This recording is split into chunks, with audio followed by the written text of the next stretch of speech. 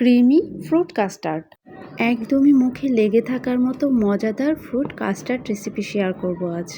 আর ঠান্ডা ঠান্ডা পরিবেশন করলে তো কোনো কথাই নাই, একদম প্রাণ জুড়িয়ে যাবে। চলুন তাহলে শুরু করছি একদম সহজ উপায় ফ্রুট কাস্টার্ড রেসিপি। প্রথমেই 1 লিটার দুধ দিয়ে নিয়েছি, আমি গরুর দুধ নিয়ে নিয়েছি এবং দুধটাকে আমি জাল করে কিছুটা কমিয়ে নেব। 1 কেজি দুধে সাধারণত 4 কাপ দুধ হয়, আর আমি 4 কাপ দুধকে জাল করে 3 কাপ করে নিব। দুধটা আমি এভাবে নেড়ে চেড়েই কমিয়ে নিব, যেন সর না পড়ে যায়। সর পড়লে কিন্তু কাস্টার্ডে একটু লাম্পস বেঁধে যায়। এখন আমি হাফ কাপ চিনি দিয়ে দিয়েছি। আমি একটু কম মিষ্টি পছন্দ করি, তাই আমি হাফ কাপ চিনি দিয়েছি। কাস্টার্ডে একটু কম মিষ্টি ভালো লাগে, যেহেতু ফলে মিষ্টি থাকবে। দুধটা অনেকটা ঘন হয়ে গেছে, এখন শুধুমাত্র চিনিটা গলে একটা বলক চলে আসলেই চুলাটা অফ করে দিব। চিনিটা গলে গেছে এবং দুধেও বলক চলে আসছে, এখন চুলাটা অফ করে দিচ্ছি। আর দুধের এক্সট্রা গরমটাকে আমি একটু নাড়িয়ে চাড়িয়ে তুলে ফেলতেছি। এখন এখানে 1 কাপ দুধ নিয়ে আমি দুধটাকে পুরোপুরি সম্পূর্ণ ঠান্ডা করে নিয়েছি এবং এটার ভিতরে 3 টেবিল চামচ কাস্টার্ড পাউডার নিয়ে নিয়েছি। কাস্টার্ড পাউডার সবসময় আলাদা একটু দুধের ভিতরে মিক্সড করে নিতে হয়। সরাসরি যদি দুধের ভিতরে আমি কাস্টার্ড পাউডার মিক্স করতে যেতাম, তাহলে কিন্তু কাস্টার্ড পাউডার লাম্পস পেকে যাবে এবং কাস্টার্ড পাউডার মসৃণ হবে না। তো সবসময় কী করতে হয়, আলাদা একটু দুধের ভিতরে ভালোভাবে ঠিক এভাবে কাস্টার্ড পাউডারটা মিক্স করে নিতে হবে। এখন আমরা কি করব, চুলার জালটা জ্বালিয়ে দিব এবং চুলার হিটটা একদম লো ফ্লেমে রেখে অল্প অল্প করে মিশিয়ে রাখা সেই কাস্টার্ড পাউডারটা ঢেলে দিব। একেবারে ঢেলে দিলে কিন্তু লাম্পস পেকে যেতে পারে।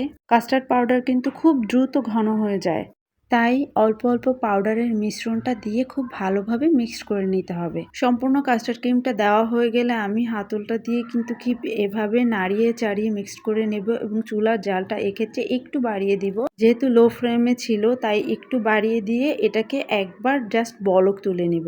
দেখেন অলরেডি ঘন হয়ে গেছে এবং এটাতে একটা বলক চলে আসছে।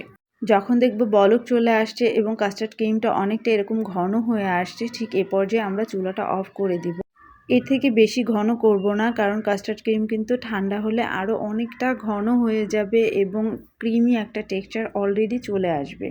চুলাটা অফ করে আমি একটু নাড়িয়ে চাড়িয়ে অতিরিক্ত গরম ভাবটা একটু কমিয়ে নিচ্ছি এবং আলাদা একটা পাত্রে ঢেলে নিই। এখন আলাদা একটা পাত্রে ঢেলে আমি ফ্যানটা চালু করে এটাকে ঠান্ডা করে নিচ্ছি। এটাকে যদি আমি এমনিতে ঠান্ডা করতে যাই, তাহলে কিন্তু উপরে একটা মোটা সর পড়ে যাবে, যেটা কিন্তু কাস্টার্ড ক্রিমে একদম লাম্পস বেঁধে যাবে।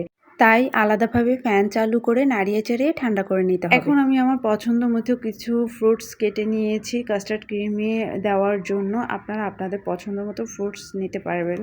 কাস্টার্ড ক্রিমটা যদি একটু ঘন টাইপসের হয় আর কাস্টার্ড ক্রিমে যদি কোনো টক জাতীয় ফল অ্যাড করা না হয়, তাহলে কিন্তু ফল দিয়ে পানি ছেড়ে যাবে না এবং কাস্টার্ড ক্রিমটাও আর লিকুইড হয়ে যাবে না। আমি কিন্তু ঠিক এভাবে মিক্সড করে 2-3 দিন পর্যন্ত খেয়েছি, ফল দিয়ে একটুও পানি বের হয়নি এবং কাস্টার্ড ক্রিমটা একদম থকথকে টাইট ছিল। আপনাদের কাছে যদি মনে হয় পানি বের হয়ে যেতে পারে ফল দিয়ে, তাহলে ঠিক খাওয়ার আগ মুহূর্তেটায় ফল মিক্সড করে সার্ভ করে নেবেন।